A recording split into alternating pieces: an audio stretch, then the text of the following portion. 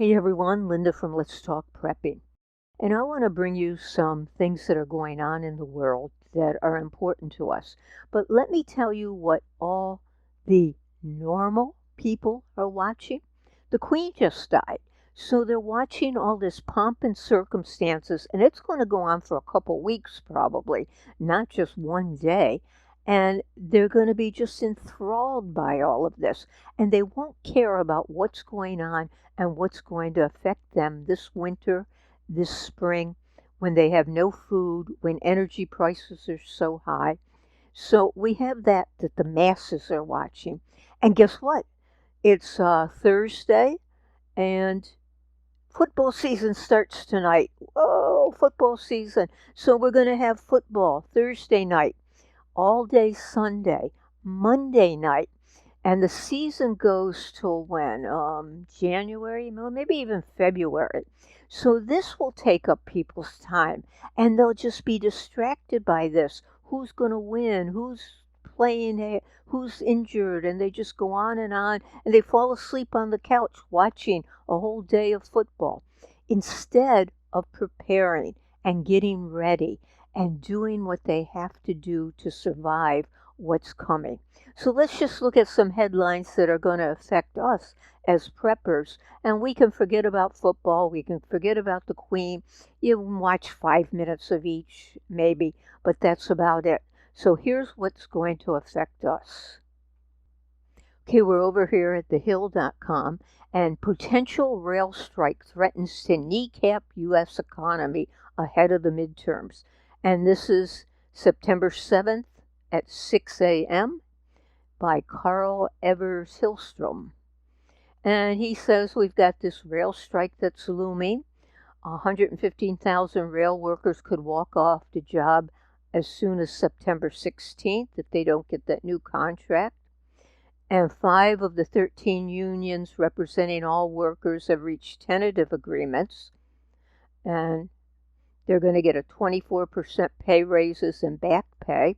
So even if they avert a strike, prices are going to go up so much for rail transportation that it's going to be hard to even buy anything.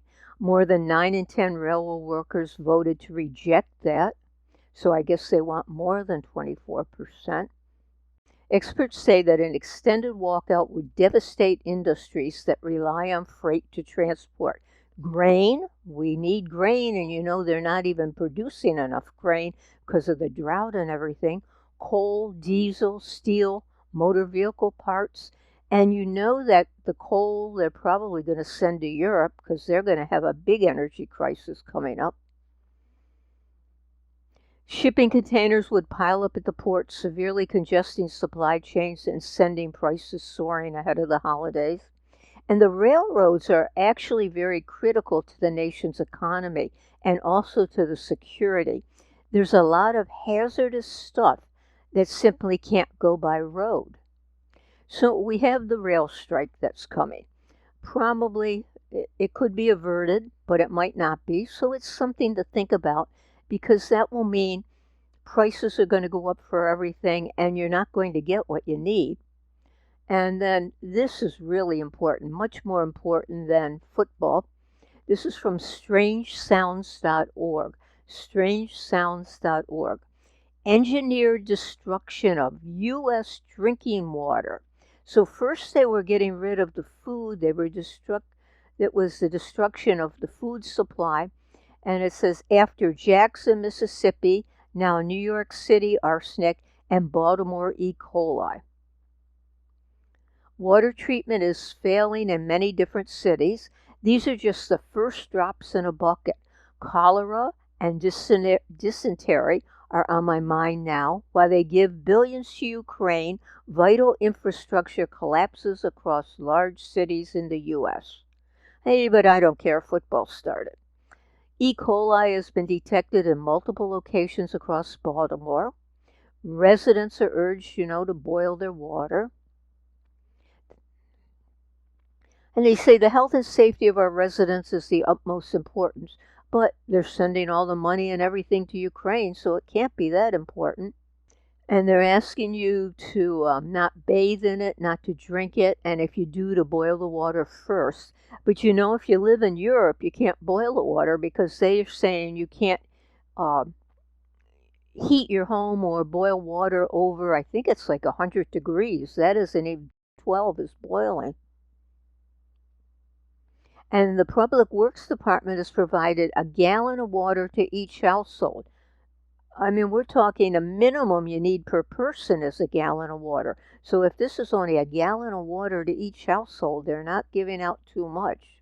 And then in Jackson, Mississippi, the entire city has lost access to running water because of the flooding. And then if you go over here, this again is strangesounds.org, and we don't have enough lithium globally to meet the electric vehicle targets, mining CEO says. So I just thought that was interesting. We're going to, in California, you got to have electric vehicle by 2035, and yet there's not enough lithium to get to make all the batteries. And of course, there's not enough electricity to charge your cars there.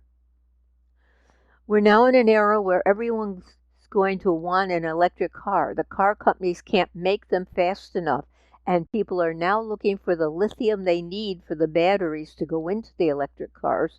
And you know, lithium is pretty much overseas. They're not really, we don't really have much lithium over here. China dominates the lithium industry, refining more than half of it, while Australia and Chile remain the largest producers in the world. So we have a lithium problem, we have water, and let's go back here to water. And this again is strangesounds.org. Besides the water problems we have over here in Jackson, Mississippi, New York City, and Baltimore, we have Las Vegas, New Mexico has only 20 days of fresh water left before residents drink cancer-causing particles. And this was September 4th, 2022. So 20 days would be September 24th. So a city in New Mexico has 20 days of fresh water left, and officials are scrambling to find other sources to prevent cancer-causing particles from flowing out of the faucets. And it came because there are the wildfires in the spring, and then everything washed down into the water supply and contaminated the water. So we have these places that we know of that have water problems. And of course, where the drought, there's the water problem.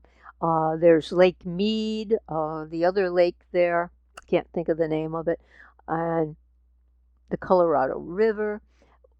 Not going to be able to get water from there if things keep going the way they're going. We've had so many droughts in so many parts of the country. That's going to affect the water. But hey, let's go watch the Queen. Let's go watch the football. We don't have to worry about any of this. So if you have any comments, let me know. And please subscribe if you haven't subscribed. Like the video. And thank you so much for watching.